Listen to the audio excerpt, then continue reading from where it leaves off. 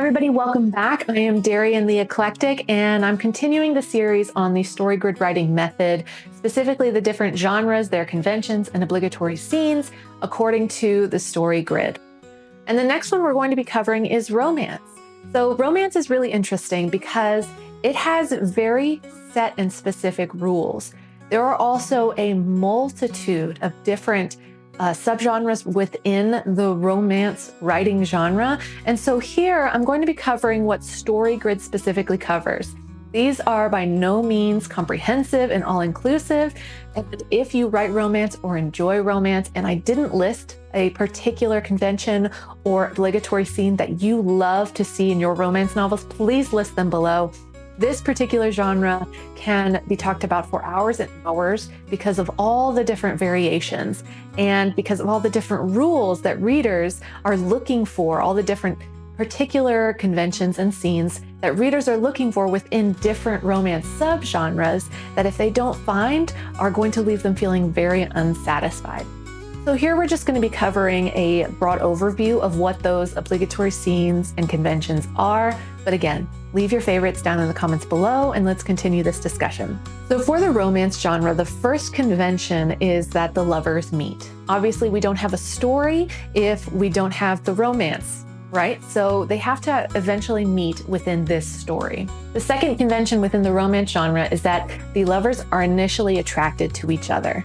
So this can be complicated, which makes these kinds of stories really juicy, right? Whether it's, enemies to lovers, friends to lovers, there is some level of attraction that the lovers can be denying within this story.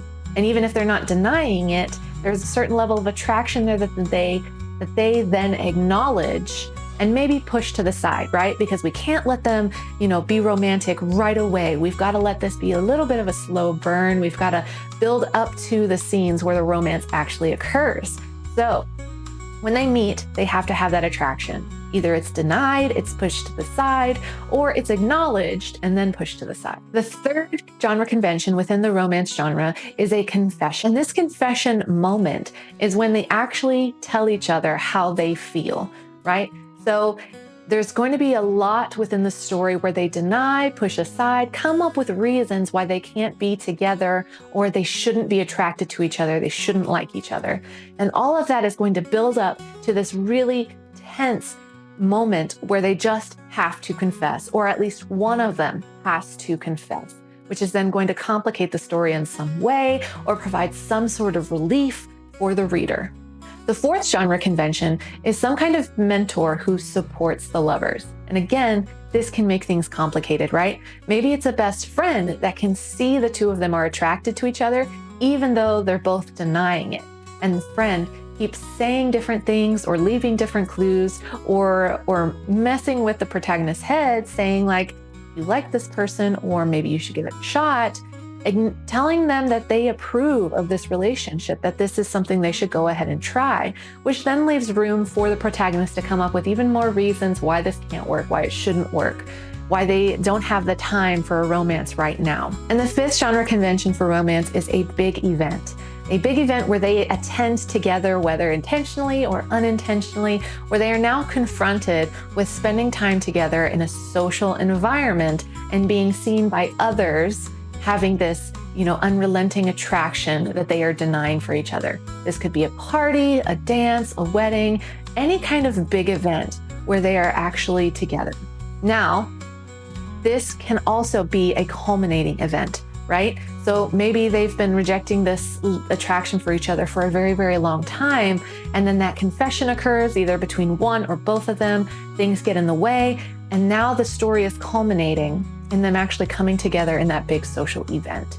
So they've decided to get together. They've decided to acknowledge their attraction for each other and see if this is going to work. And this party, this event is kind of a celebration of them getting together. It's the culminating event that says, yes, we are together. We're going to do this. We're going to try this. And if it's the wedding, it's them getting married, right? All right, so now let's talk about obligatory scenes. And the first obligatory scene within the romance genre is that the lovers meet.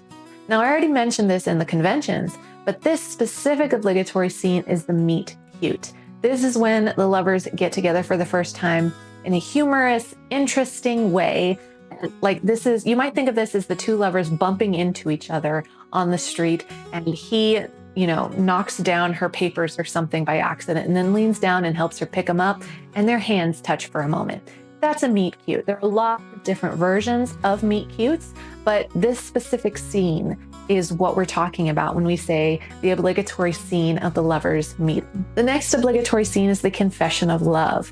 So again, we mentioned that as a convention before. And again, what's interesting about the romance genre is that these conventions and obligatory scenes tend to line up really, really well. And that's because romance has very strict rules for what readers are expecting. And so when we say that romance has certain conventions, this comes down to even the scene. The convention is the actual obligatory scene within the story a lot of times. And this particular one is the confession of love. Right? So we have that confession in the genre convention, and within the scene itself, it's that confession of love. One or both of them is saying how much they feel for the other person, laying it out there on the line to see what's going to happen next. The third obligatory scene is that first kiss or intimate connection, right? This can be physical or it can be an emotional moment where they finally connect. Maybe it's right after that confession of love where they have their first kiss, this first slow burn of attraction that is finally culminating in them acknowledging it and then doing something about it, and that's the kiss. This can also be a very vulnerable moment. It doesn't necessarily have to be a romantic moment or an intimate physical moment, but it can be that confession of love and then getting very transparent about the reasons that they don't feel like they can acknowledge it, the pain in the past where they've been hurt before, and that comfort and reassurance from the other person showing that it's going to be okay. This is going to be us. Often, however, this does culminate in a physical, intimate moment. The fourth obligatory scene is the breakup or separation of some sort. Now, again, after they have that confession, that intimate moment, now we've got to ratchet up those stakes. Something's got to go wrong that gets between them and causes them to break up and separate. This increases the tension, helps them to miss each other and think about each other, and again, deny that initial attraction, come up with reasons why it's not going to work, and separate themselves from each other. However, the final obligatory scene is the lovers reuniting. And this usually occurs at that party, at that significant social event we mentioned in the conventions, where they come back together and they decide, they declare their love, they realize that they are meant for each other, that this is the person they are meant to be with. And again, this can leave the story at the end with them just coming together, or this can be that moment at the wedding where they're like, yes, we're going to say yes, and we're going to get married. So it's got to be that moment where they reunite and come together and realize, regardless of everything else that happens, they're meant to be together. So those were the genre conventions for the romance genre. If you enjoyed this and you want to see more of the story grid writing method for the various different genres, please leave a comment down below. Let me know your favorite genre or the one you want me to cover next. And then make sure you like, subscribe, and hit that notification bell so you can get notified every time I release a new video. Thanks for watching, and I'll see you in the next one. Bye.